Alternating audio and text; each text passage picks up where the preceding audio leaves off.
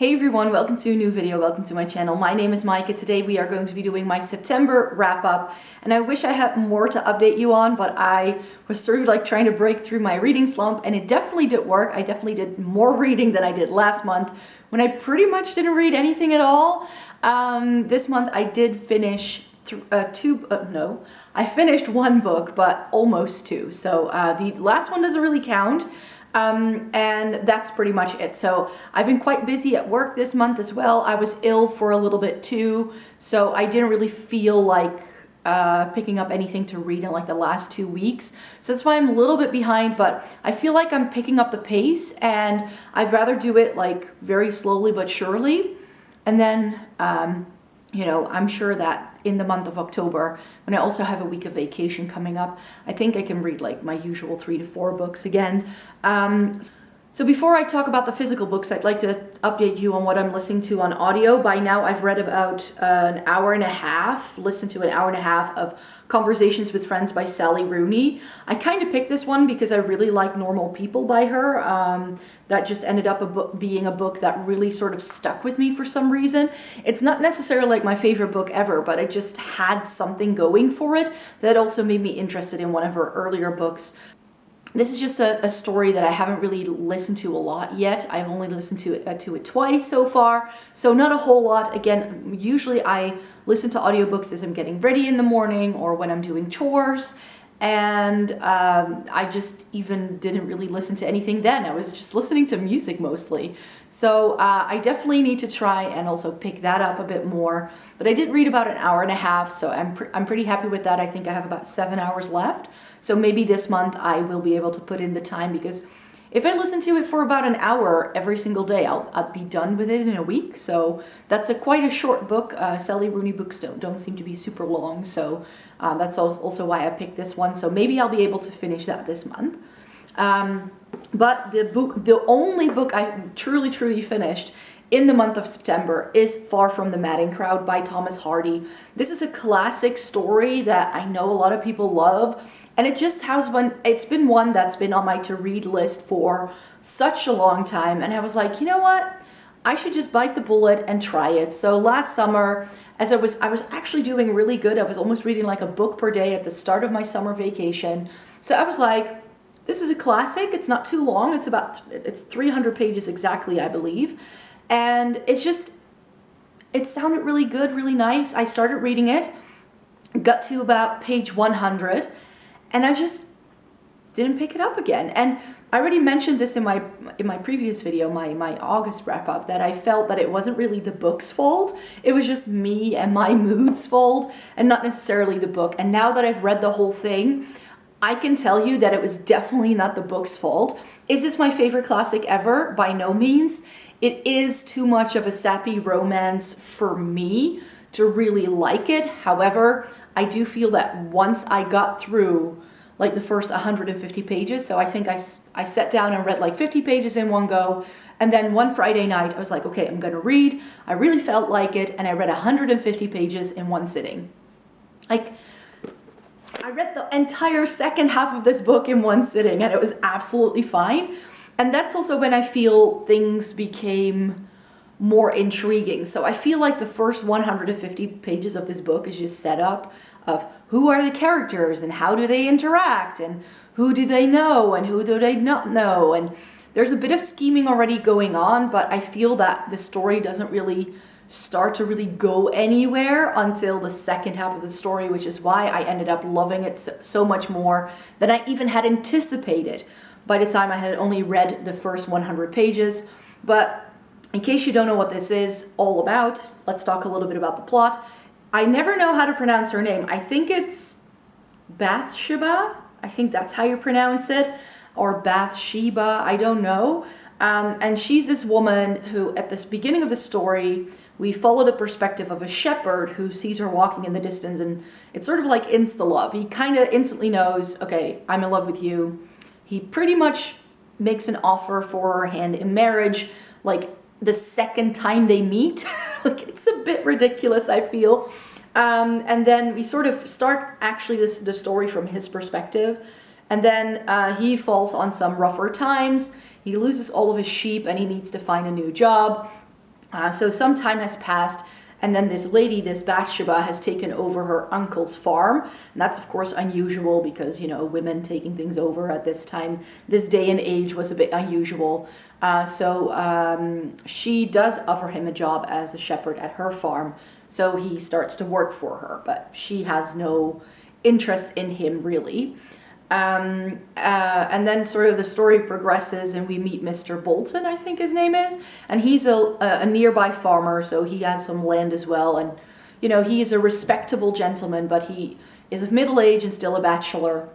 So as sort of like almost like a joke, she sends him a message for Valentine's Day, like, hey, would you like to marry me? And he kind of takes that as like, oh, is she really interested in me? Like, this young girl, like, why would she be interested in me? So it kind of throws him off guard, but it kind of makes him realize that he does really like her. So, but then she's like, oh, I can't really make up my mind and I'm not sure. And she kind of regrets sending the message the minute she sends it. And then around the 100-page mark, we are introduced to the third love interest for Bathsheba, and that is Sergeant Troy.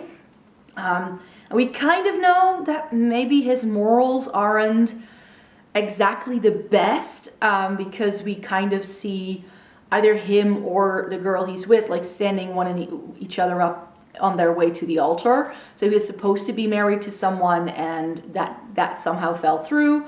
So we're sort of introduced to these three main male protagonists in the first 100 pages of the book. So it takes a while to set everything up and to know who is who, and everything is related because this is all taking place in a small village, so everybody knows everybody.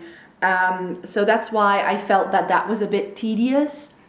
And then, of course, what starts happening is that these three men vying for her hand are all somehow coming together. I'm not going to give anything away. I think this was turned into a movie a few years ago. So I'm not going to tell you who she ends up with or anything like that, because that would be giving away the story. And that's, I feel, what the second half of the book is much more about. And that was much more interesting because then, you know, she's quite sassy and she's also quite sad. And I feel that that's when the characters really come alive. I felt that in the first half of the book, a lot of the characters felt very flat and they just didn't really do much, you could say. It was just like, you had the shepherd pining after her, you had the sergeant playing her, and you had the farmer going like, oh, I wish she loved me, you know? It's very much like that, and it just had a lot of tropes and like themes going on that I didn't really enjoy. But I did really like how the story came together in the end. So that's why this ended up being a far more enticing read than I had expected even going into it. It's just, for me, like, I'm just not really into romance. If you really love romance, though, I think that this can be a good one. Like, this is like taking love triangles, well, it's actually more like a quartet because there's 4 people involved, like, to the next level, like, for sure. So yeah, in the end, I liked it. Is it my all-time favorite classic? By no means, but I do understand now why people enjoy this so much. And then you saw me vlog about starting this one. This is Ninth House by Leigh Bardugo, and this was a book I was super excited for, so I really wanted to read it, and I was like, okay, I'm getting myself out of this slump, I'm going to read it. I was able to pretty much read the first 150 pages or so in that vlog, which I was super happy about. And I think I read like another 100 pages or so, or maybe another 150, and I think I have about 150 left now. My issue with this book, I've already tried to explain it in my vlog as well. So because I haven't finished it yet, I can't really say much about how I feel about the book as a whole. But I'm 2/3 of the way in, as you can see. I'm like almost done with it. And I just find this very slow. And I feel this book is slow for 2 reasons. First of all, because there is a distorted timeline of which you only get snippets through... so there's a distorted timeline with like flashbacks and flash forwards that only gives you snippets of the story. So that's step 1. And step 2 is that those snippets of the story are also narrated by 2 different characters in the book.